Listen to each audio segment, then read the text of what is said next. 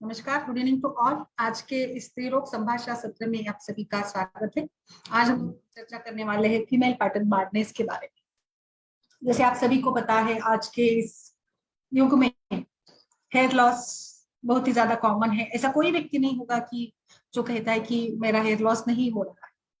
तो क्या इसके कारण है, हम लोग किससे कैसे इसको देखें, किस प्रकार से इसकी ट्रीटमेंट की जाए, इसको लेकर ही आज का ये हमारा खास विशेष सत्र है, जिसमें जैसे फीमेल पैटर्न बाल्डनेस की बात करेंगे। आयुर्वेद में केश पतन, हेयर फॉल, हेयर लॉस, जिसको खालित्य के नाम से जाना गया है, और ये एक देखा जाए तो वैसे त्रिदोष जनित व्याधि है, फिर भी इसमें पित्त का डोमिनेंस होता है। जैसे हमने देखा कि पित्त प्रकृति के व्यक्तियों में, महिलाओं में हेयर लॉस या अर्ली एजिंग बहुत ज्यादा होती है, या जल्दी ही उनमें बाल गिरने की भी और बाल जो सफेद है उसकी भी समस्या उनमें जल्दी देखती जाती है, या अर्ली एजिंग के साथ साथ जैसे देखा कि डीजनरेशन के चेंजेस जो भी होते हैं ना, वो पित्त के कारण है, यानी पित्त के उष्णदिष्ट उनके कारण ही धातुओं का नाश, अक्षय होता है। और अगर कोई व्यक्ति पित्त प्रकृति का है तो निश्चित रूप से इसमें हमें पित्त के कारण डिजनरेटिव चेंजेस भी जल्दी दिखेंगे, और अर्ली एजिंग यानी उम्र से पहले ही उनके बाल सफेद हो जाएंगे, बाल पकने लगेंगे,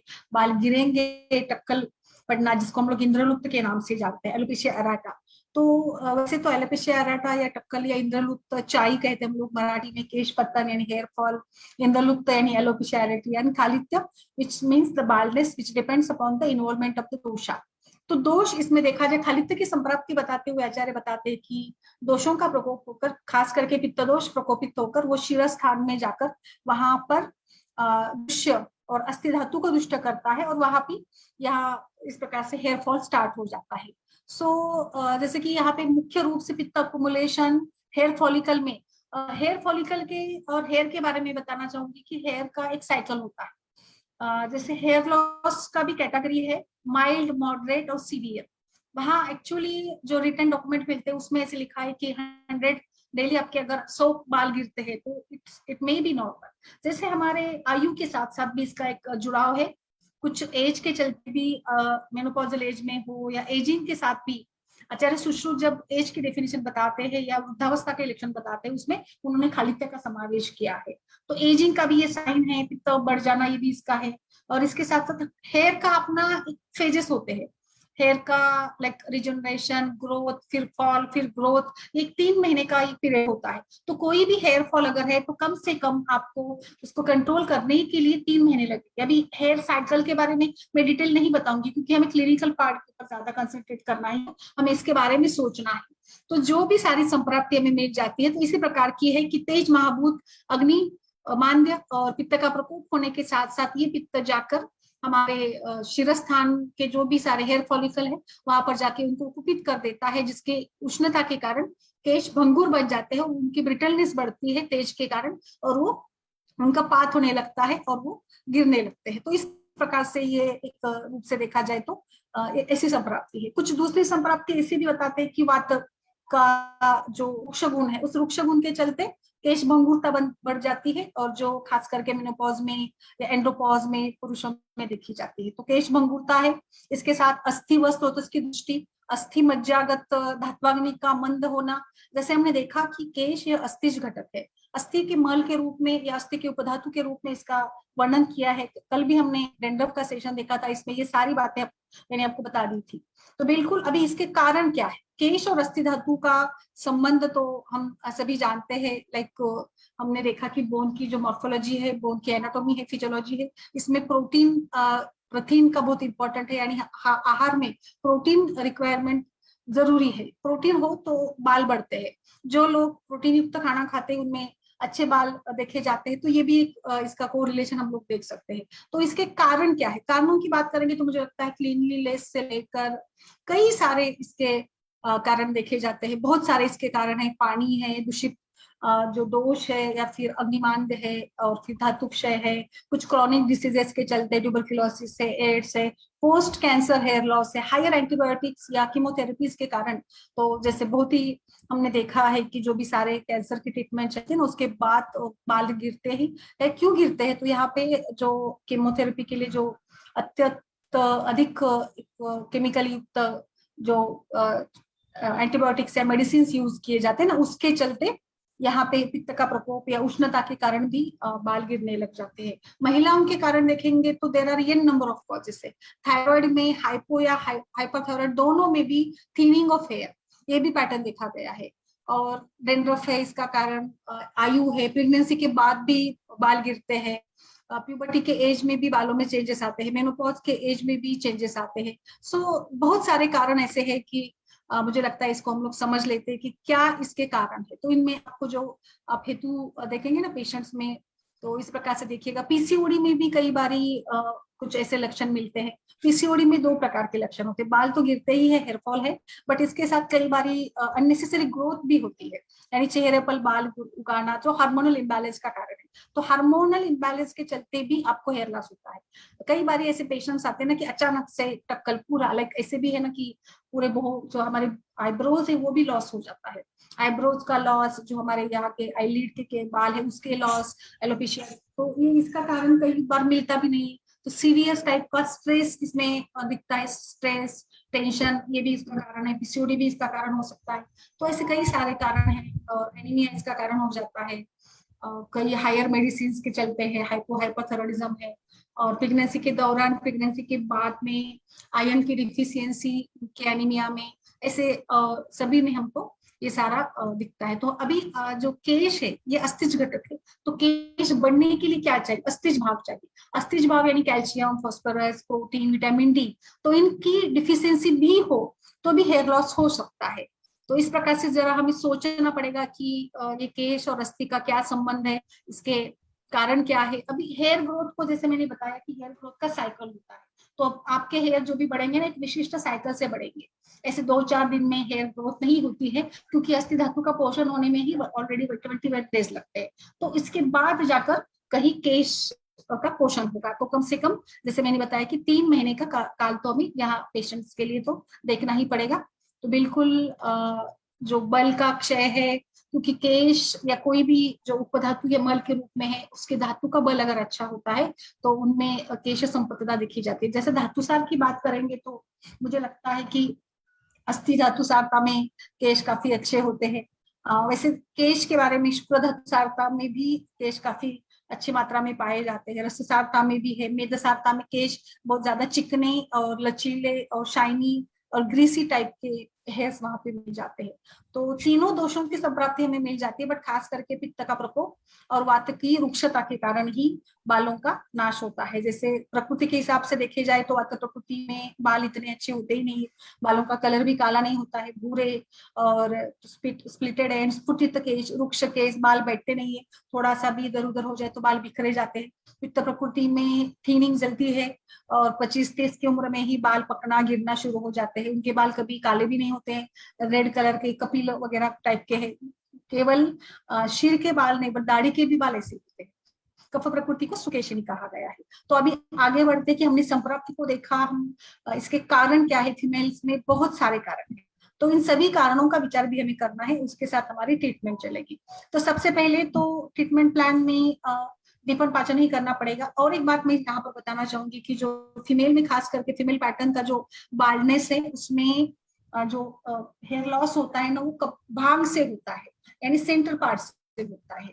जो थीनिंग होती है, खास करके मेल पैटर्न अलग है, मेल पैटर्न में अलग अलग, यानी जैसे टक्कल यहाँ से पड़ता है कान के पीछे से, या सेंट्रल टाइप का होता है उनमें। मेरे पास पिक्चर्स भी है, मैं शेयर करूंगी। बट फीमेल में पैटर्न जो होता है भांग से होता है, यानी पहले भांग पतला होता है और फिर धीरे धीरे भांग पूरा पतला होके वहां पे ही थीनिंग होती है। तो ये एक दोनों में पैटर्न है। नॉर्वुड स्केल्स, अलग अलग स्केल्स के लिए बताए गए, जैसे हम लोग रिसर्च वर्क करते हैं तो इसमें इस प्रकार से हम लोग पैटर्न देखते हैं, उसको स्केल के साथ जोड़ने का काम करते हैं।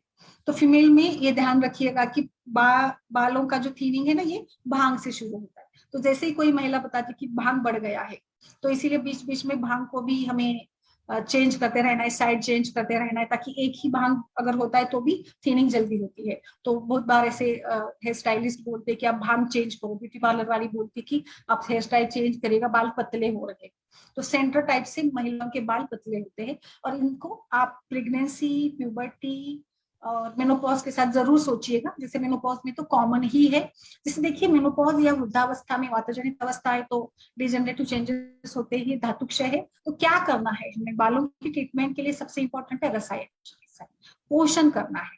रस धातु का पोषण करिएगा। अल्टीमेटली रसायन के लिए जो भी सारे आपको नुस्खे, च्यवनप्राश, जो भी हम लोग कर सकते हैं वो सारा हम लोग करेंगे। अस्थि और वातदोष का आश्रय से संबंध है तो यहाँ पे बस्ती का भी अच्छा रोल रहेगा, खास करके बृहन बस्ती, और फिर क्षीरबला ऑयल की बस्ती है, तिल तेल की मात्रा बस्ती है, ऐसे सारे बस्तियों का भी हम लोग प्रयोग करते हैं तो काफी अच्छे रिजल्ट मिलते हैं। मैंने कल भी काफी इसके ऊपर चर्चा की थी कि बालों की समस्या के लिए, स्वास्थ्य के लिए छोटी छोटी बातें, क्लीनलीनेस है, कंघी करना, बाल कैसे कंघी की जाती है उसके ऊपर भी मैंने बताया था पिछले कुछ, इसमें भी बताया था कि बाल कंघी करने का भी स्टाइल होता है, उसको उसी स्टाइल से करना है।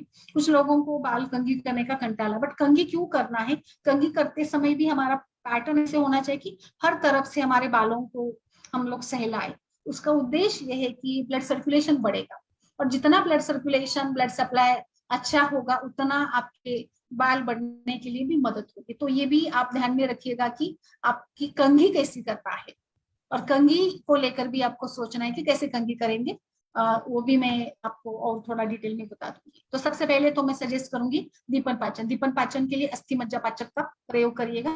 अस्थि व स्रोतस की दृष्टि है बिल्कुल, तो अस्थि मज्जा पाचक का उपयोग करेंगे। इसके बाद हम लोग स्टार्ट करेंगे अस्थि पोषक वटी। इसमें दीजिएगा अस्थि पोषक वटी, लाक्षागुगुल भी अस्थि एक हीलिंग के लिए काम करता है, लाक्षारोपण का काम करता है। जो भी क्रैक्स है, छोटे मोटे ये है फ्रैक्चर्स वगैरह है, इसमें इसका अच्छा रोल होता है। तो इसीलिए लाक्षागुगुल का भी एक अच्छा रेफरेंस यहाँ पे हम लोग ले सकते हैं, उसका भी प्रयोग हम लोग कर सकते हैं। इसके साथ साथ दूसरे जो कल्प है जिसमें कैल्शियम, मैग्नीशियम की मात्रा अच्छी हो, इन सभी कल्पों का हम लोग अच्छे से प्रयोग कर सकते हैं। हेयर लॉस या फीमेल पैटर्न या कोई भी पैटर्न का अगर हो तो इसमें। दूसरा एक रसायन यहाँ पे मैं बताना चाहूंगी, नरसिंह रसायन, जो कि बालों के ग्रोथ के लिए, कल भी मैंने बताया था कि इट इज हाईली इफेक्टिव रसायन है ये, जो कि हेयर ग्रोथ और नूरिशमेंट के लिए बहुत अच्छा काम करता है। इसीलिए आप नरसिंह रसायन का प्रयोग कर सकते हैं। आप च्यवनप्राश का उपयोग कर सकते हैं। इसके साथ भस्म भी कुछ यूज करने हैं, जिसमें शंख और प्रवाल भस्म, जो खास करके अस्थि धातु का पोषण करते हैं। शंख भस्म का प्रयोग करने से जो भी लाइक डाइजेस्टिव इंप्रूवमेंट है ना, वो इंप्रूवमेंट के लिए शंख भस्म काम करेगा। और प्रवाल भस्म जो है ये कुछ कैल्शियम सप्लीमेंट के लिए हमें देना है। कैल्शियम का कमी है तो भी बोन, यानी जैसे बोन के साथ अस्थि का भी ये देखा जाता है, तो यहाँ पे कैल्शियम सप्लीमेंट भी हमें बढ़ाना है। तो कैल्शियम सप्लीमेंट के बढ़ाने के लिए भी हमें प्रवाल या शंख भस्म का प्रयोग करना है। आप इसको कंबाइन करके भी देते हैं। तो अग्नि इंप्रूवमेंट के लिए आप जो भी चाहे, जैसे हम लोग अस्थि मज्जा पाचक दे ही रहे, इसके साथ आप चित्रकवटी और त्रिफला का भी प्रयोग कर सकते हैं, अभिपत्ति का चूर्ण का प्रयोग कर सकते हैं, जो भी त्रिकटु चूर्ण का प्रयोग कर सकते हैं, पंचकोल का भी कर सकते हैं। जो जैसे उसके पेशेंट की प्रकृति है, उसकी आयु है, इसके हिसाब से यहाँ पर आपको सोचना होगा। आयरन डिफिशियंसी है तो आयरन सप्लीमेंट बढ़ाइएगा। ये आप डाइट के साथ भी कर सकते हैं, या कोई लोह कल्प, पुनर्नवा मंडूर है, सत्तामृत लोह है, इसका भी प्रयोग आप कर सकते हैं। या फिर लोहितासो है, इसका भी प्रयोग हम लोग कर सकते हैं। इसमें ना अच्छा उसका भी रिजल्ट है। लोहासो है, इसका भी है। इसमें और एक बात सोचिएगा, स्काल्प कोई डिसीजेस है क्या, जैसे सोरियासिस है या कुछ इन्फेक्शन है क्या स्काल्प में, उसको भी हमें देखना पड़ेगा। ऐसे टाइप का कोई इन्फेक्शन अगर आपको मिल जाता है, देखिए ये बालों की समस्या की ट्रीटमेंट तो हम लोगों को 3 से 6 महीने करनी पड़ेगी। तो इसमें आप अलग अलग कल्प यूज करेंगे। आप इसमें खदिराविष्ट का भी प्रयोग कर सकते हैं। महामंजिष्ठादि का जो काढ़ा है उसका भी काफी अच्छा रिजल्ट मिल जाता है। आपको रूट कॉज के ऊपर काम करना है। थायराइड अगर है तो थायराइड को कंट्रोल आइएगा। हाइपो या हाइपर दोनों में भी हमें ये मिल जाता है। तो थायराइड और विद हेयर थिनिंग है तो कांचना गुड़ भी काम करेगा अच्छा। इसमें थायराइड में हमें धातु का भी पोषण कराना होता है तो हम लोग अश्वगंधा, अश्वगंधा को नहीं भूलना है। अश्वगंधा, शतावरी, क्योंकि देखिए रस धातु का पोषण करना है। तो ओवरऑल एक हेल्थ के इश्यू के लिए, इम्यूनिटी बढ़ाने के लिए, रिजनरेशन के लिए, मेनोपॉज की पेशेंट है, मेनोपॉजल हेयर लॉस है तो शतावरी, अश्वगंधा या च्यवनप्राश वर्धमान पीपली, जो भी उसकी प्रकृति के हिसाब से सुटेबल होगा वो सारा भी हमें यूज करना है। तो अश्वगंधा को मत भूलना, और इसमें शतावरी भी ऐड करनी है हमें, वो भी अच्छे से काम करेगी। इसमें और एक इम्पोर्टेंट बात है, ऑयलिंग, मसाज करना। आप कोई भी तेल, नीली भृंगराज है, नीली तेल है, फिर जास्वंद का तेल है, घर में सिद्ध कराकर आप तेल का प्रयोग करते हैं, कर सकते हैं इसमें। और हम लोग काफी मात्रा में कुछ घर में ही सिद्ध कराकर, जास्वंद के फूल है, जास्वंद के फूल के साथ हम लोग कोकोनट ऑयल या अपना जो नारियल तेल होता है ना, उसको उठाकर भी हम लोग सिद्ध तेल बनाकर इसका उपयोग करते हैं, तो भी अच्छा रिजल्ट मिलता है। भृंगराज के पत्तों का भी आप घर में सिद्ध कराकर तेल कर सकते हैं। तो भृंगराज, आंवला, गुरुची, पुनर्नवा, ये कुछ ऐसे हर्ब्स है जिसका जिस तरीके से भी चाहे आप यूज करते हैं। कुछ आपको रेडीमेड अगर कैप्सूल चाहिए तो ग्रोथ के लिए, रसायन के लिए, डेंड्रफ के लिए और हेयर ग्रोथ के लिए ट्रीचअप करके कैप्सूल, इसका भी काफी अच्छा रिजल्ट मिलता है। ये भी काफी मात्रा में यूज की जाती है, ट्रीचअप करके है, न्यूट्री रिच करके कैप्सूल है। ऐसे कैप्सूल भी आपको प्रोप्राइटरी मेडिसिन के रूप में भी मिल जाएगी। डाइट भी इंपॉर्टेंट है, डाइट में प्रोटीन युक्त डाइट रखिएगा, सेरेल्स और दालें, दालें आपके आहार में जरूर होना चाहिए जो कि पोषण करेगी। इसमें आपको कुछ अलग से चाहिए तो नरसिंह चूर्ण है, त्रिफलादि चूर्ण या त्रिफला तेल का भी प्रयोग कर सकते हैं। कोकोनट ऑयल से हेयर का मसाज करना, ये भी इम्पोर्टेंट है। तो मसाज, हेयर वॉशिंग, ये इम्पोर्टेंट बात है, तो हमेशा के लिए आपको पता ही है, क्योंकि हम लोग इसको नहीं छोड़ सकते, इसका प्रयोग हमें करना ही करना है, क्योंकि इसके बिना तो लाइक न्यूट्रिशन तो नहीं होगा। तो बिल्कुल कोई स्ट्रेस फैक्टर अगर है तो स्ट्रेस फैक्टर के लिए जैसे पार्लर्स में वगैरह कुछ ये किया जाता है ना, हेड मसाज किया जाता है, या जैसे स्पा, हेयर स्पा वगैरह भी ट्रीटमेंट चलती है, तो हेयर स्पा आप घर में भी करा सकते हैं। हेयर स्पा यानी आपको बालों को भाप देना है और उसको अच्छे से मसाज करना है। मसाज से क्या होगा, कई बार पेशेंट्स ऐसे भी बोलते हैं कि मसाज करने से बाल ज्यादा गिरते हैं। एक्चुअली मसाज करने से बाल ज्यादा गिरते नहीं है, बट हम लोग मसाज करते हैं ना, तो जो वीक रूट होते हैं बालों के वो निकल जाते हैं और वहां पे फिर रिग्रोथ, रिजनरेशन होता है। तो रिजनरेशन, रिग्रोथ होने के लिए रसायन इंपॉर्टेंट ही है। तो रस धातु का बल बढ़ाइएगा, अल्टीमेटली धीरे धीरे अस्थि और धातु का भी बल बढ़ेगा और अच्छे रिजल्ट्स आपको वहां पर मिल सकते हैं। तो इस प्रकार से रूट कॉज पे काम करेंगे तो मैंने देखा है कि 6 महीने के ट्रीटमेंट के साथ रिग्रोथ बालों की होती है। उसका भी एक पैटर्न है, उसका भी एक आयु होती है, उसकी भी प्रकृति होती है। जैसे 50 की उम्र तक हम लोग अच्छा काम कर सकते हैं। तो प्रोटीन आपके आहार में जरूर होने चाहिए, प्रोटीन के जो भी है स्रोत, इसका जरूर समावेश करें, आयरन का समावेश करें। फिर इसमें जैसे सोयाबीन है, सोया के प्रोडक्ट्स है, इसका प्रयोग आप कर सकते हैं, जो नेचुरल ग्रोथ और स्टिमुलेशन के लिए। आपको स्ट्रेस फैक्टर के ऊपर काम करना है तो शिरोधारा बेस्ट रहेगा। आप शिरोधारा कंटिन्यूली यूज करिएगा। मैंने कल तत्वधारा का भी बताया था, आप अलग अलग प्रकार से भी काम कर सकते हैं। इसमें अच्छा ट्रीटमेंट हम लोग दे सकते हैं। और एक है, जैसे कोई इन्फेक्शन अगर है, खुजली है और कई बार फोड़े वगैरह बालों में हो रहे हैं, पस फॉर्मेशन भी है, तो इसमें कृमिक चिकित्सा करिए, कृमिक उतार दीजिएगा और कृमिक उतार के बाद ही हम लोग इसमें ये करेंगे तो अच्छा उसका रिजल्ट हमें मिल जाएगा। और इसके साथ रिलेटेड जो भी कंडीशन है उसको भी याद रखिएगा। और एक है नस्य चिकित्सा, नस्य और शिरोधारा। नस्य के लिए पंचेंद्रिय वर्धन या अनुतेल दोनों भी चल सकते हैं। शिरो पीछू करके भी एक आता है। शिरो पीछू में क्या करना है, जैसे हम लोग अलग अलग पीछू देते हैं, तो कॉटन, आपको जो भी तेल लगाना है बालों के लिए, मैं तो सजेस्ट करूंगी नारियल का, सिंपल नारियल का तेल। अगर वो आपको कोई जैसे लोकल जो कंपनियां होती है ना, फैक्ट्रीज होती है जो बनाती है ना तेल को, तो वो नारियल तेल अगर आपको मिल जाए तो उसको लीजिएगा और बाल अच्छे से बालों को कंघी कर लीजिएगा, ब्लड सर्कुलेशन बढ़ेगा बालों का। इसके बाद क्या करिएगा, जो कॉटन है आपके पास, उस कॉटन से अच्छे से तेल में भिगो दीजिएगा, और ये जो तेल में भिगोया हुआ जो फाया है, का फाया है, इसको आप अपने शिर प्रदेश पर धारण करिएगा। इसको 15-20, कम से कम 20 मिनट के लिए तो आपको रखना है। तो क्या होगा, जो भी तेल है ना वो आपके पूरे शीर प्रदेश में वो फैल जाएगा, अच्छे से वहां पे उसका एब्सॉर्प्शन होगा। यहाँ पे मसाज से भी आप कर सकते हैं, बट शिरू पीछू से और ज्यादा स्नेहन, ओलिएशन ज्यादा होगा, तो इसीलिए पीछू भी काम करता है। ठीक है। और आप काउंसलिंग कर सकते हैं हेयर हाइजीन के लिए, बहुत छोटी छोटी बातें हेयर हाइजीन को लेकर। डेंड्रफ का ख्याल रखना है, ग्रोथ को, स्प्लिट एंड है तो उसको निकाल दीजिएगा बीच बीच में, हर 3 महीने के बाद थोड़े से आपको बालों को नीचे के जो बाल है ना उसको भी कट कराते रहना चाहिए ताकि और बड़े। और स्प्लिट एंड है तो उसको निकाल दीजिएगा।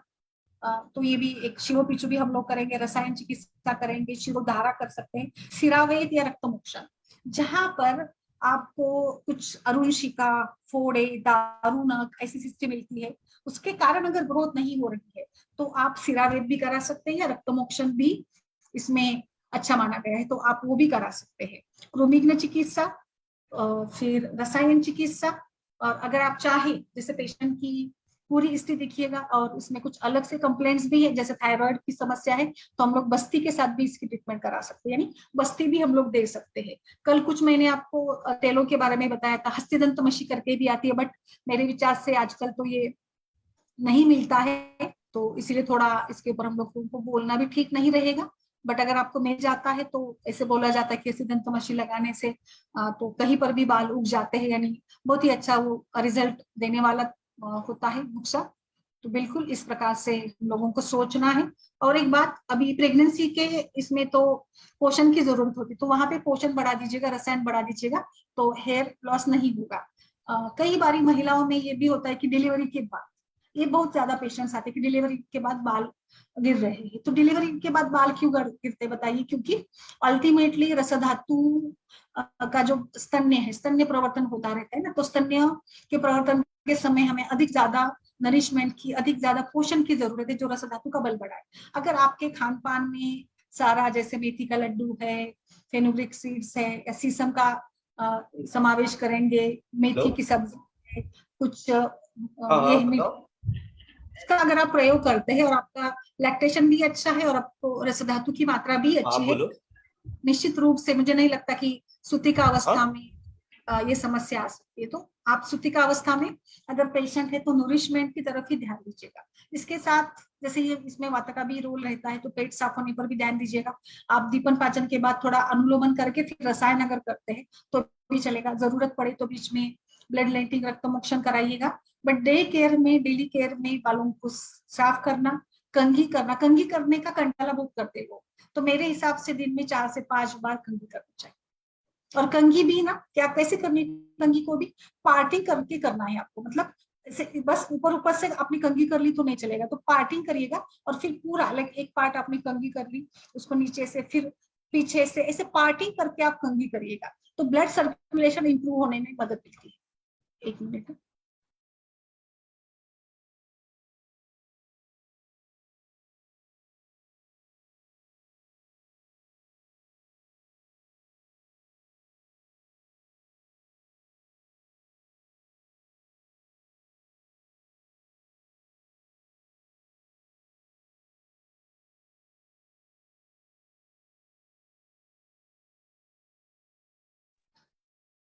तो कंघी रेगुलर। और एक बात में मतलब मैंने देखा है, ऑब्जर्व किया है कि लोग बहुत ज्यादा शैम्पू चेंज करते हैं, कभी बियर का शैम्पू, कभी कुछ ये शैम्पू। तो मेरे हिसाब से आपको जो भी सुटेबल है ना, लाइक तो जिसके साथ आपको इचिंग ना हो और बाल अच्छे से, जैसे बालों को देखकर ये भी देखा जाता है कि जिसमें ज्यादा झाग आता है ऐसे शैम्पू पसंद किए जाते हैं। बट मेरे हिसाब से ये भी इम्पोर्टेंट बात नहीं है कि झाग ना आए तो हमारे बाल साफ नहीं हुए, ऐसा भी तो नहीं है। मुझे याद है कि पहले जमाने में मिट्टी का भी प्रयोग हुआ करता था, तो मिट्टी का भी आप लेप लगा सकते हैं, जैसे मैंने कल भी बताया था, त्रिफला का पेस्ट आप अप्लाई करिएगा बालों को और उसके बाद गुनगुने पानी से बाल को धो दीजिएगा, ये भी बेस्ट रेमेडी है। इसमें आप ये भी कर सकते हैं ना कि जो जासवंत के फूल आते हैं उसका पेस्ट बनाइएगा, उसका पेस्ट नारियल का तेल में मिलाइएगा, इसमें थोड़ा सा त्रिफला चूर्ण या केवल आमलकी का भी चलेगा, आमलकी। और एक मैं बताती हूँ, आमलकी का चूर्ण आपने 1 चम्मच ले लिया तो मंडूर बस में इसमें मिला लेगा 1 चम्मच। और जो जपा है ना, जपा यानी जासवंत, उसके जो फूल है उसका पेस्ट बनाकर वो 1 चम्मच ले लीजिएगा, और इसमें अच्छा सा एक इसका सेमी सॉलिड बने, इसमें इतना नारियल तेल डालिएगा और इसका आप पेस्ट जो है बालों को लगाइएगा, पूरा बालों को पार्टिंग करके अच्छे से सभी भाग के सभी पार्ट में लगाइएगा। इस प्रकार से इसको आधा घंटे के लिए रखिएगा, इसके बाद गुनगुने पानी से तेल धो दीजिएगा, ये बहुत अच्छा है। और एक घरेलू आप सभी भी जानते होंगे कि कुमारी कोरफड़ का जो पल्प आता है अंदर का, उसको पल्प को लगाने से भी लगाइएगा, 20 मिनट के लिए रखिएगा, उसके बाद भी गुनगुने पानी से धो दीजिएगा। बट इतना है कि बालों को बढ़ाने के लिए आपको स्ट्रेस कम करना, रसायन चिकित्सा करना, धातु का बल बढ़ाना और क्लीनिंग, प्रॉपर डे केयर, बालों के डे केयर जरूरी है बहुत। ऐसे मैंने देखे कि बालों को साफ नहीं रखा जाता, गीले बालों को कंघी किए जाते तो बाल टूटते हैं। तो कुछ कुछ बीच बीच में मैंने देखा कि आजकल तो इतना फैशन है कि सभी लोग बाहर निकलते हैं, गाड़ी पर बैठ जाते हैं तो इतना बड़ा दुपट्टा रहता है और उस दुपट्टे को पूरा ढक देते हैं, बालों को भी बांध देते हैं पूरा, केवल आंखें खुली रहती है। इट्स ओके, मतलब ये तो आपका अपना अपना तरीका है, कोई दिक्कत नहीं है। बट बालों को थोड़ा विटामिन डी भी मिलने दीजिएगा, थोड़ा सा उसका पोषण हो, नरिशमेंट हो, इसके लिए कुछ सूर्य प्रकाश की भी जरूरत है, जो विटामिन डी का अच्छा स्रोत है। तो इसलिए मुझे लगता है कि जो बाल हम लोग धोते हैं ना, तो उसको थोड़ा नेचुरल धूप में सुखाने की भी जरूरत है, जिसके साथ हमें कुछ विटामिन भी मिल जाते हैं और ये नेचुरल तेज महाभूत भी मिल जाता है।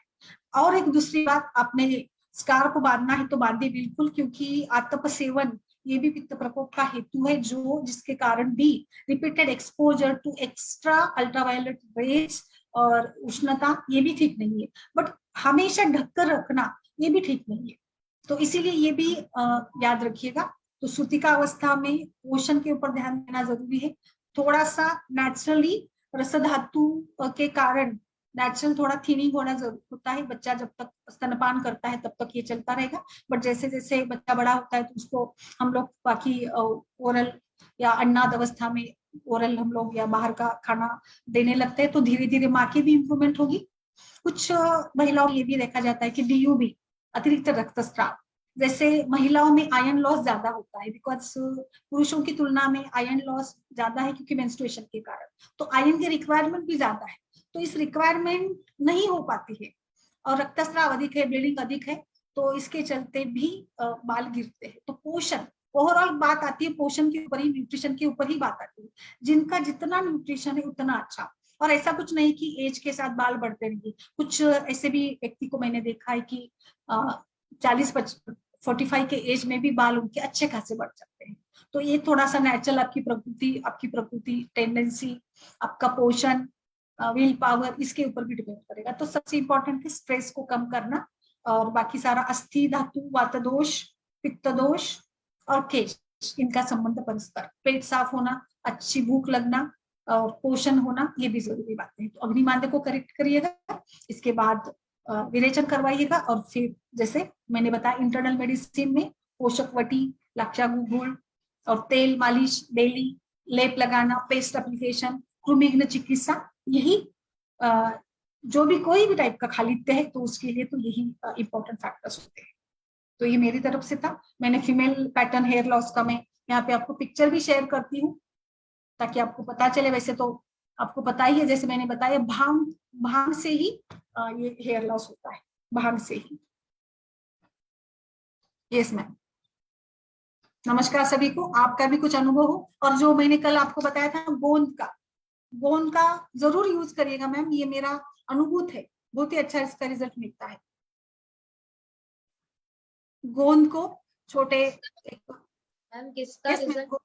गोंद, गोंद का, भुर्जित गोंद, डिंक, जो डिंक होता है ना, डिंक, हाँ, तो डिंक का पाव चम्मच डिंक या जस्ट एक पिंच डिंक लेना है, उसमें उतना ही घी डालिएगा, और उतना ही घी डालकर उसको भुर्जित करिएगा अच्छे से, और फिर इस भुर्जित घी का डिंक का, गोंद का सेवन सवेरे करना है रोज। मैंने खुद के ऊपर भी इसका इस्तेमाल किया है मैम, अच्छा मुझे रिजल्ट मिला। हाँ, डिंका के लड्डू रहते हैं ना मैम, डिंक के। हाँ बिल्कुल मैम, मेथी, डिंक, फेनुग्रिक सीड का भी पेस्ट लगा सकते हैं, वो भी बहुत अच्छा है। वटांकुर ऑयल, यस यस बिल्कुल, वट भी, वटा जटादी तेल, बहुत सारे तेल है मैम, बहुत सारे ऑयल है, आप अपने प्रेफरेंसेस के हिसाब से वट का भी पेस्ट, वटांकुर का भी आप पेस्ट लगा सकते हैं, उसका भी आप खुद से तेल बना सकते हैं, वो भी अच्छा है। देखिए मैम, यहाँ पे मैंने थोड़ा सा ना, लाइक केयर फॉर वातदोषा, तो रुक्षगनु है, तो स्फुटित रुक्षता बढ़ जाती है, तो गुंजा, पलांडू, कृष्ण तिल, ब्लैक सीसम, रोज थोड़ा सा तिल खाने से भी काफी इंप्रूवमेंट होती है बालों की हेल्थ में। शतावरी, आमलखी, हीना, फेनुग्रक, और अगर कोई पसंद करता है तो एक का व्हाइट पोर्शन भी, एलोवेरा जेल, ये न्यूट्रिशन, ये मास्क लगाएंगे हम लोग, जैसे मैंने अभी बताया ना, पार्लर वाले क्या करते हैं, ये तो सारा यूज करते हैं, क्योंकि हमारे जो रूट वीक हुए हैं ना, उस वीक हेयर रूट को हमें ट्रीट करना है, डैमेज्ड फॉलिकल को ट्रीट करना है। तो इसीलिए उस हेयर लॉस होता है। तो इसका बल बढ़ाना ही यहाँ पर है। तो पित्त अगर बढ़ जाता है तो एक्सेसिव हीट के कारण, तो पित्त प्रकृति है तो इसमें थोड़ा सा शीत गुण वाला, पोषण वाला, जैसे यष्टि मधु है, जपा है, नींब है, लोद्र है, करंज है। करंज का तेल भी मैम अगर कोई ईचिंग वाला है और उसमें कुछ फोड़े वगैरह भी आते तो करंज तेल का भी आप लगा सकते हैं। थोड़ा सा 1-2 दिन के लिए करंज तेल लगा दीजिएगा, फिर बाल धो दीजिएगा, तो कंडू वगैरह कम होता है। करंज कंडू गुण है ना। कफ के कारण, तो कफ के कारण ओवर सिक्रेशन ऑफ सीबम, जो मैंने कल पढ़ाया आपको ना, वेट टाइप ऑफ डेंड्रफ। तो ये क्या करेगा, this sebum build up the clogs of the hair follicle receptors, और जैसे ये ब्लॉक कर देगा वहां पे जाके बैठ जाएगा, क्लेद बैठ जाएगा, कफ का क्लेद जो है ना हेयर फॉलिकल में बैठ जाएगा, जिसके साथ भी पोषण नहीं होगा और फिर ब्लड सर्कुलेशन ठीक नहीं होगा। This also prevents the hair growth. ऐसा नहीं है कि कफ दोष पुष्ट नहीं हो सकता है। तो greasy scalp with oily dandruff it cause due to the kapha activation. तो कफ बढ़ जाता है तो गुंजा, ग्रैपसीड, कुष्ठ, कर्पूर। कर्पूर का तेल भी मैम मुझे याद है ना, कर्पूर और नारियल का तेल, नारियल तेल में कर्पूर डालकर भी उसका भी भांग में लगाने से तेल जो बालों के जुए है ना, जुए लिस, तो उसको भी अच्छी राहत मिलती है। तो ये तो बहुत ही, मेथी का भी पाउडर पेस्ट के रूप में आप हेयर मास्क में यूज करिएगा, बेस्ट रिजल्ट है इसके। सो कफ में इस प्रकार से आपको यूज करना है। तो ये हर्ब से कुछ शिकेकाई रीठा, त्रिफला का पेस्ट है, कुमारी है, आंवला है, जपा है, मेथी है, नींब क्यों, तिक्त रस जो कि कंडुग्न भी है और तिक्त रस कृमिग्न भी है, तो नींब का भी आप लेप लगा सकते हैं, नींबवटी का प्रयोग कर सकते हैं। हेयर ग्रोथ के लिए ब्राह्मी, भृंगराज, कुमारी, अश्वगंधा, जपा, ये सारा। Vata hair loss could be around the ear और at the back of the head. वात के कारण अगर हेयर लॉस होता है तो वो कान के पीछे होगा, पित्त के कारण होगा तो around the top of your head, जैसे मैंने अभी बताया भांग से, और कफ के कारण होता है तो ये इची स्काल्प की विथ होगा, और जो ब्लॉक करेगा ब्लड सप्लाई फॉलिकल का। तो इस प्रकार से ये था, और कुछ और मेरे पास कुछ है उसको भी मैं शेयर करती हूँ। आपको पैटर्न दिखाना था ना मुझे।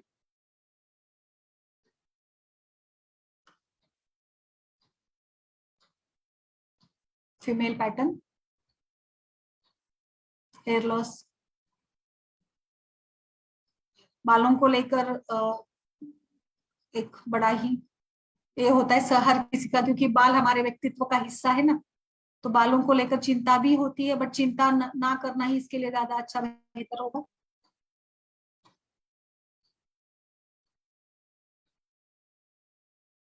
अलग अलग प्रकार के हेयर मास्क आप खुद यूज कर सकते हैं, जैसे मैंने बताया प्रकृति के हिसाब से। देखिए मैम, एक जस्ट में इमेज शेयर की है मैंने, एक सुंदर, देखिए बालों का स्टाइल तो कितना पुरातन समय से, कितने सुंदर, और पुरातन महिलाओं को अपने राजा रानियों के महल होते थे, उनके बालों की देखभाल के लिए खास सुविधाएं होती थी, उनके हेयर स्टाइल, उनका तेल लगाना, शैम्पू, सब कुछ बहुत ही सुंदर तरीके से। वहां उस जमाने से मुल्तानी मिट्टी, फेनुग्रीक, हीना, आंवला, यही सारा हमारे रानी महारानियों के दौर में भी यही सारा कुछ यूज किया जाता था।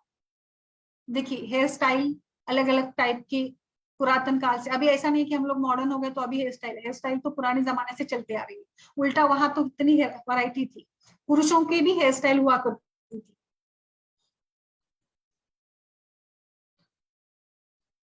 देखिए ये मेल पैटर्न बाल्डनेस है, नॉरूट स्केल, जैसे आपने भी देखा होगा पेशेंट जो आते हैं ना। यस यस मैम, केश धूपन भी बिल्कुल, वो भी बताने जा रही हूँ। ये देखिए फीमेल पैटर्न, भांग बड़ा होता है,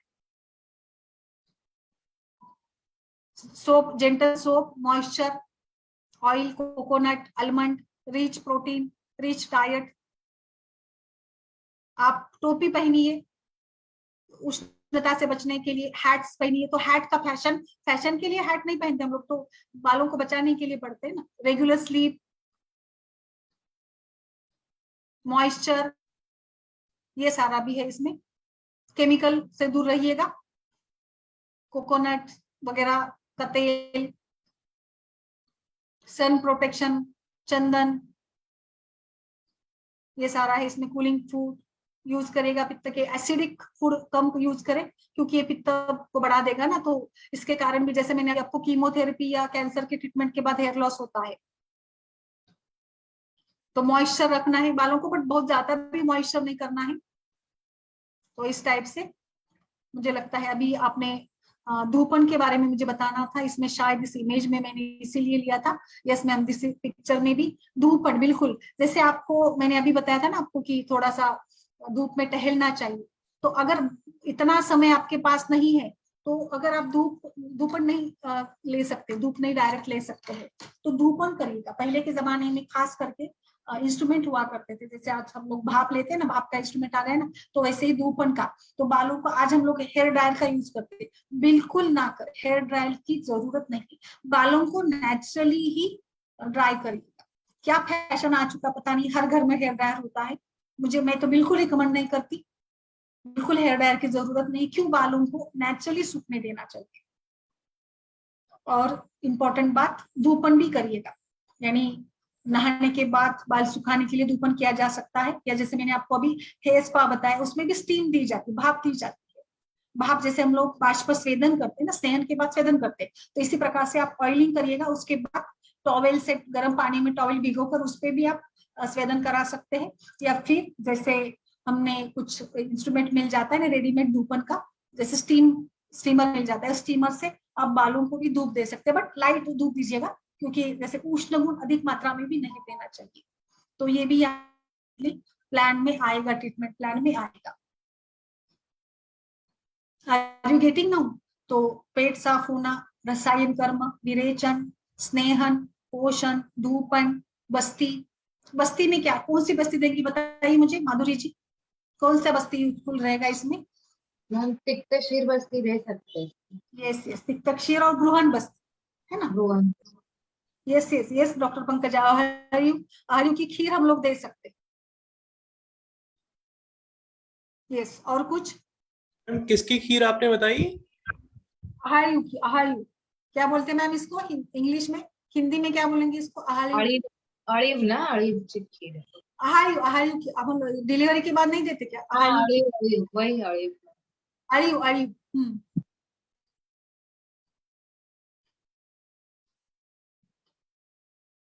नीम का पेस्ट, अगर बालों में डेंड्रफ और खुजलाती है बाल, तो एक्जिमा ड्राइनेस है, तो नीम का पेस्ट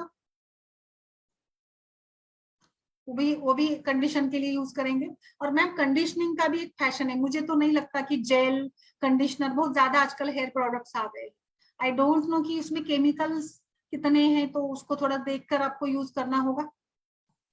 रीठा वगैरह नेचुरल शैम्पू आप यूज कर सकते हैं, उसको भी आप गर्म पानी में भिगो कर रखिएगा रीठे को, और सवेरे फिर उसको यूज कर सकते हैं। ये अच्छा कंडीशनर है, नेचुरल कंडीशनर है। शिकेकाई के बारे में आप सभी जानते हैं, बट मुझे नहीं लगता आजकल कोई शिकेकाई यूज करता है क्योंकि सबको बाल खुले और फ्लॉपी बॉल चाहिए, मतलब फूले हुए बाल चाहिए, चिपके हुए बाल किसी को नहीं चाहिए। अश्वगंधा, आंवला का पाउडर भी आप लगा भी सकते हैं, अश्वगंधा का पाउडर बनाकर थिक पेस्ट भी लगा सकते हैं। ब्राह्मी का भी यूज करिएगा, ब्राह्मी ऑयल, ब्राह्मी का हेयर पैक, ब्राह्मी का चूर्ण लेकर कुछ, मैम सिंपल है, बहुत सारा सिंपल रेमेडीज भी हम लोग भूल जाते हैं। ब्राह्मी त्रिफला को आप एक साथ बनाकर उसका पेस्ट मास्क के रूप में अप्लाई करिएगा, उसके बाद गर्म पानी से धो दीजिएगा। ब्लड सर्कुलेशन अच्छा होना चाहिए हमारे बालों को, इसीलिए कंघी करनी है बार बार, बार बार यानी 3-4 बार दिन में। फेनुग्रीक का मास्क बहुत ही अच्छा है, वो भी ग्रोथ बूस्ट करता है। ग्राइंड करके फाइन पाउडर बनाकर आप लोग इसका प्रयोग कर सकते हैं। आंवला, भृंगराज, ब्राह्मी, तो मुझे लगता है पुरातन प्राचीन कॉम्बिनेशन है तीनों का, जो पित्त का शमन भी करेगा। आंवला, सर आंवला, भृंगराज और ब्राह्मी सभी का 1-1 ग्राम पाउडर लीजिएगा, उसको आप पेस्ट के रूप में भी लगा सकते हैं और पी भी सकते हैं, इसको इंटरनल भी ले सकते हैं। आप गीले बालों को मत ये करिएगा। नींद अच्छी चाहिए, बाकी सारा लाइक स्ट्रेस कम करना, ज्यादा लवण रस का अधिक सेवन, ये भी इसका कारण है। क्षार विदाही अन्न पानानी, तो इसको भी कम करिएगा। शतावरी वगैरह का भी यूज अच्छा है, सिंपल सिंपल है, मैंने जो सारे बताए ना बहुत ही सिंपल वाले बताए, बिकॉज मुझे नहीं लगता कि इसके साथ आप ट्रीटमेंट करेंगे तो 6 महीने में आपको रिजल्ट मिल जाते हैं, ऐसा नहीं है। और आसन में सर्वांगासन और वज्रासन इज हेल्पफुल मैम। वज्रासन और सर्वांगासन जो सर्कुलेशन बढ़ा देगा। Are you getting? पित्त शमन, ऑयल एप्लीकेशन, नस्य, क्षीर बस्ती भी दे सकते हैं मैम। वाला तेल का नस्य भी क्षीर बला तेल का नस्य, क्षीर बला तेल का बस्ती, क्षीर बस्ती भी दे सकते हैं। योगा मेडिटेशन तो है ही, जिसमें कपालभाति जो अच्छा है, प्राणायाम, सर्वांगासन, वज्रासन। और मैंने जैसे मैंने बताया ना, इसमें जो कल भी मैंने बताया था, अस्थि पोषक वटी और गोंद का प्रयोग घृत के साथ, भुजितम और ऑयलिंग, मास्क लगाना। ऐसा कुछ ये नहीं, ये नियम नहीं कि हम लोग फैंसी शैम्पूज केमिकल युक्त मॉल से खरीद कर लाते हैं तो ही बालों का पोषण होता है। बालों का पोषण बहुत सिंपल सिंपल चीजों से होता है। खाने में खोबरा का प्रयोग भरपूर करिएगा। नारियल का भी आप प्रयोग कर सकते हैं। मतलब नारियल को क्या करिएगा, नारियल हमारा जो गीला नारियल आता है ना, ओला खोपरा बोलते हैं ना हम लोग, जो नारियल पानी पीते हैं, इसका भी आप मिक्सर में घुमाकर इसका पेस्ट बना दीजिएगा और इसको इसमें दूध मिलाकर इसको आप लगा सकते हैं बालों में।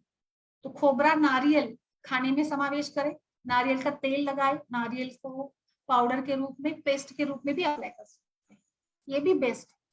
ऐसा नहीं है कि बालों के लिए कुछ फायदा नहीं होता है।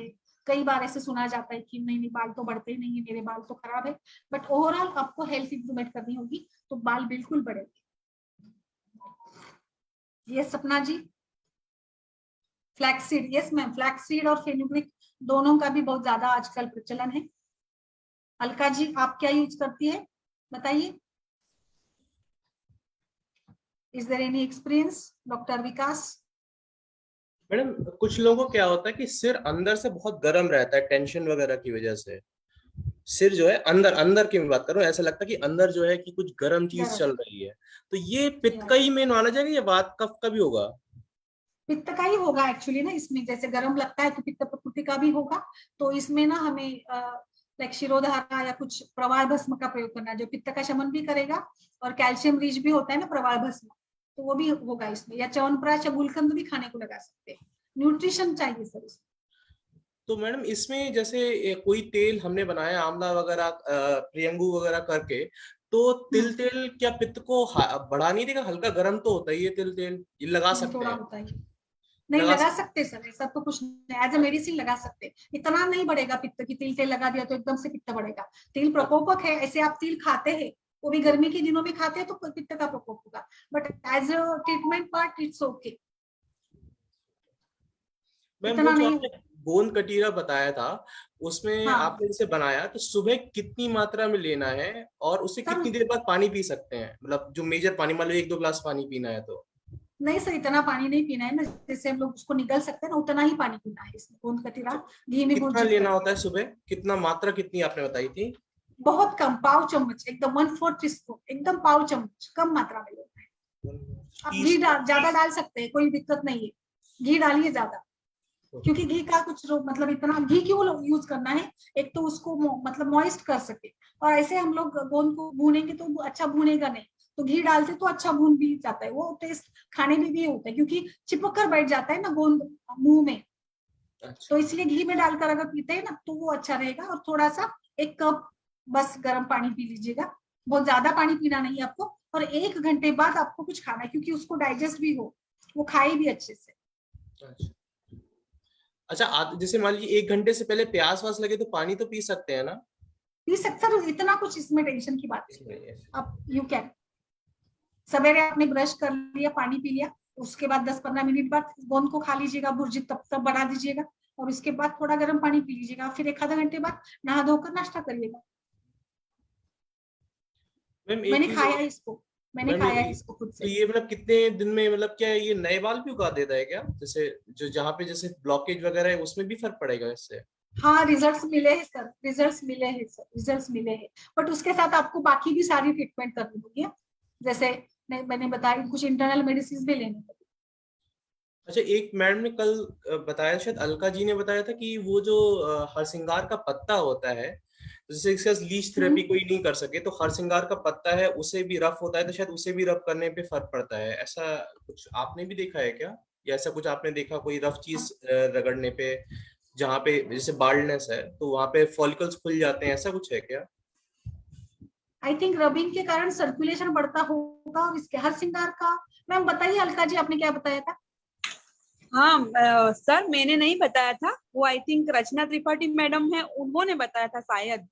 अच्छा, लेकिन नहीं ठीक है, हाँ, कोई भी जैसे आपका कुछ अनुभव है क्या ऐसे? मेन तो क्या है कि हमें वहां पे घर्षण करना है, जो जहाँ पे बाल नहीं होते हैं ना, वहां पे मेन हम्म, हमें ब्लड सर्कुलेशन ज्यादा बढ़ाना है। हाँ अगर हमारे पास वही तो मैं बोल बीज या ऐसा कुछ नहीं हो तो फिर हम वो भी यूज कर हम्म, सकते हैं। हम्म, ओके। एक मैडम मेजर प्रॉब्लम आजकल जो रही है, जैसे 40-50 इयर्स में जैसे लेडीज हैं उनके बाल ग्रे, कुछ तो 30s में भी शुरू हो जाते हैं। यस वो सर, क्या करते हैं, ट्वेंटीज में नाउअडेज। हाँ 20, तो उनमें क्या होता है कि जो गर्ल्स हैं उनको ब्लैक बाल चाहिए होते हैं। तो नॉर्मली हम्म, जो डाई वगैरह लगाते हैं, जैसे हम लोग अगर नेचुरल लेंगे तो हैना, या फिर जो उसमें जो है इंडिगो की पत्ती वगैरह लगाते हैं जो नेचुरल चीज है, तो उसमें डाई में तो क्या होता है वो ब्राउनिश टिंच दे देती है, डार्क ब्राउनिश या ब्राउनिश या रेडिश टिंच दे देगी।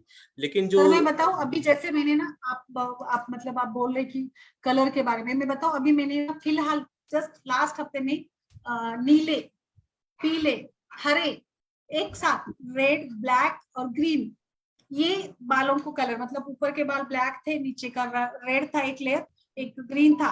मुझे ही आश्चर्य लगा कि अभी ये क्या चल रहा है सर, हेयर कलर इतना फैशन गोइंग है, पता नहीं। अभी कॉलेज गोइंग गर्ल्स तो सारा मतलब एक एक पूरा ऐसे भी चल रहा है कि ब्लैक और फिर ब्राउन और फिर व्हाइट, ये भी चल रहा है फैशन। आई डोंट नो कि ये कहाँ हाँ, हमें ले मैडम जाएगा मेरा कल क्वेश्चन को। इससे ये था कि वो आप हाँ, नेचुरल कलर्स इंग्रेडिएंट्स बताइए, इससे जो कलर वो ब्लैक हो, क्योंकि मैंने जब लोगों से पूछा थोड़े एज जैसे 50 इयर्स में, तो वो ये क्या कह रहे थे कि हमें ब्लैक कलर चाहिए और ये हिना वगैरह से ब्राउनिश टिंज आ रही है, आप हमें कोई नेचुरल चीज बताओ लेकिन ब्लैक बताओ। और ब्लैक जो है वो नहीं मिल रहा है, ब्लैक कलर हो चाहे डाई हो लेकिन ब्लैक कलर हो। सर वो तो आई थिंक ना बालों का जो कलर है, हम्म। आपको नेचुरल आपका बालों का कलर होता है, इट हाँ, डिपेंड्स नेचुरल अपॉन उनका जैसे ब्लैक रहा तीन है तो वो चीज। ब्लैक ही चाहती हैं। तो हाँ, ब्लैक कोई डाई है, कोई कलर आप बता सकते हैं, कोई ब्लैक का कोई कॉम्बिनेशन वगैरह हो जिससे हम ब्लैक कलर मिले, डाई का कुछ ऐसा नेचुरल जो चीज हो विदाउट सर अभी केमिकल्स। तो इतने सारे हैं ना, कई सारे हर्बल कंपनियां है जो दावा करती है कि नेचुरल है, हाँ वो बट नहीं है, नहीं।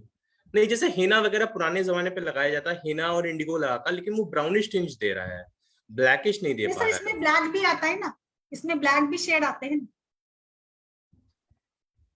नहीं, वो खुद इसमें घर पे सारे जो भी हेयर कलर है ना, उसमें ब्लैक शेड भी आता है, नहीं नहीं but I ma'am, am not sure. नहीं हाँ, मैं घर आप पे आयुर्वेदिक बनाने की टाइप बात, से बोल रहे हैं क्या? हाँ आयुर्वेदिक टाइप से पूछ रहा हूँ कि आप घर पे कुछ बना सकें जब वो, लेकिन वो ब्लैक टिंज दे, ब्लैक, ब्राउन नहीं। अच्छा, तो आई डोंट कई थिंक तो इस मैंने ऐसे देखा था कि आंवला पाउडर को लोहे के बर्तन कड़े, में लोहे रात की में डिप कड़ी में, करके यस रखते हैं, यस, हाँ। या आंवला फिर वो वो हो सकता, लाइक मंडू मैंगो डाल के, के ना, मंडूर और हाँ, आंवला कच्ची डाल के। कच्ची कैरी के छिलके रहते हैं, वो भी ऐसे ब्लैक कलर छोड़ देते हैं ना, तो कुछ लोगों ने ऐसे वो भी एडवाइस किया है कहीं कहीं। मैं थोड़ा सुन नहीं पाया। एक बार बताइए अच्छे से सपना जी। वो आंवला का पाउडर रहता है, उसको थोड़ा सा लोहे के इस पे तवे पे ड्राई रोस्ट करके, और फिर लोहे की कढ़ाई में उसको रात को डिप करके रखना है और उसको हिना के साथ में मिक्स करना है। लोहे की तो शायद, कढ़ाई में हाँ, रात रात को, भर डिप करके रखना है आंवला पाउडर। अच्छा किसी पानी में, हाँ, नॉर्मल पानी में। नॉर्मल या पानी फिर में। वो पूरा हीना में ही आंवला पाउडर डाल के उसको लोहे की कढ़ाई में रात भर रखेंगे तो भी वो ब्लैकिश होता है थोड़ा। अच्छा। पूरा ब्लैक नहीं होगा बट वो ब्लैकिश शेड आता है उसमें। अच्छा हेलो। फिर, हाँ फिर उसमें हाँ इंडिगो सर। वगैरह डालना है? हाँ सर, वो जो हम नेचुरल हीना जो लगाते हैं ना, हम्म। उसमें हम जो घर पे करते हैं, उसमें क्या है, हीना पाउडर लेते हैं, आंवला पाउडर लेते हैं, थोड़ा सा आंवला पाउडर, हीना पाउडर, और एक और है, वो हम ब्लैक कलर की जो ये मैम ने बताया ना अभी, इंडिगो।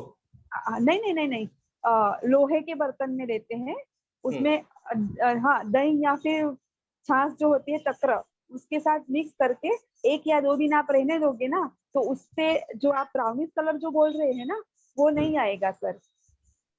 आपने 2 चीजें बताई, एक हेना और दूसरा आंवला। एक हीना, एक आंवला, और एक एक दो दूसरा है, लेकिन अभी मुझे याद नहीं आ रहा है। ये अगर भी मुझे याद आया जाएगा तो मैं ग्रुप में डाल दूंगी सर। ओके, ग्रुप में आप डाल दीजिएगा, मतलब जो हाँ एसटीआर वाला है पूरा उसमें प्रोसीजर डाल दीजिएगा। क्योंकि ठीक प्रॉब्लम ये है। है कि मैंने जितने भी लोगों से पूछा, लगा कि वो उनको ब्राउन कलर मिल रहा है, तो ब्राउन कलर हमें नहीं चाहिए, हमें ब्लैक चाहिए।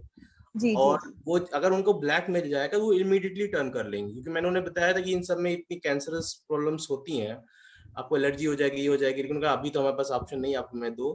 तो फिर वो कह रहे कि हमें ब्लैकिश का ऑप्शन दो, तो हम चेंज करा देंगे। हम्म, ठीक है, मैं आपको बता दूंगी वो ओके मैम, मैं आपसे पूछ क्या लूंगा। क्या। Thank you ma'am.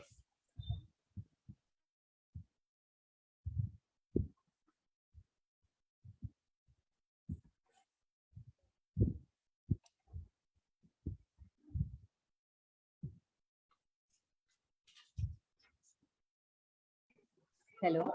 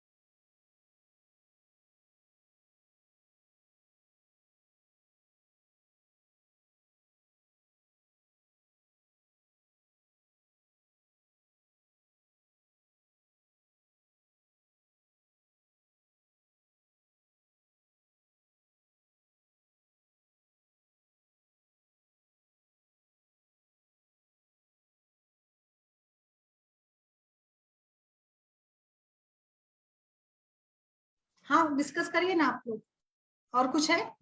मैडम, आपने जो अस्थि मज्जा पाचक के लिए बोला है, ये कोई पर्टिकुलर कंपनी या ब्रांड आप बता सकती हैं, जिससे मैं कई लोगों को, क्योंकि बहुत से लोग ऐसे हैं जो बाहर बाहर हैं, काफी लोग को मैं जानता हूँ, हाँ लेकिन हाँ उनको हाँ। चाहिए कि वो अपने आप ही जब भी उनको जरूरत हो वो मंगा लें। किसी पर्टिकुलर अच्छा शो आपको लगे कि हाँ ये है, लेकिन उसका रिजल्ट होना चाहिए जो आपको लगे। हाँ मैम, मुझे भी ये जानना था, मुझे भी मंगवाना था, जो पाचक है ना, मैं ना रस वो एक्चुअली पाचक।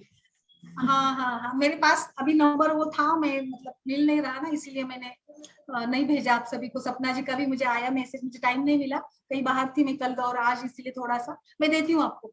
है मेरे पास जी एक कांटेक्ट है, मैंने एक शेयर किया था ना, मैं कुछ कंफर्म करके ये देना चाहती थी, लाइक जो भी अच्छा है, क्योंकि हम लोग यहाँ लोकल से यूज करते हैं ना, हमारा भी खुद यस। का रसशाला है, इसीलिए मैंने थोड़ा सा उसको रिजर्व रखा था कि 2-3 लोगों से मैं बात करूँ फिर शेयर करूँ आपसे।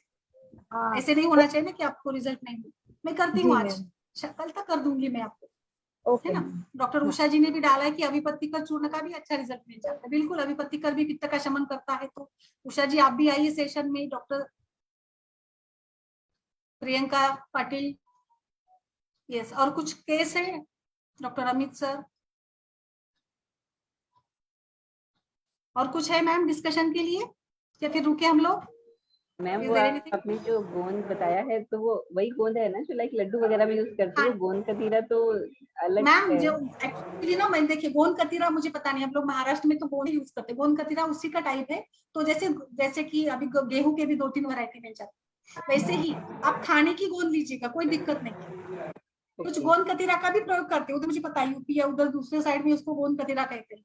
हाँ मैम, ऐसे वो एक्चुअली हीट और पित्त के लिए यूज करते हैं, उसको रात को डिप करते हैं तो वो किस, जेल फॉर्म हो जाता है, और उसको ऐसे हाँ ही क्या होता मॉर्निंग है?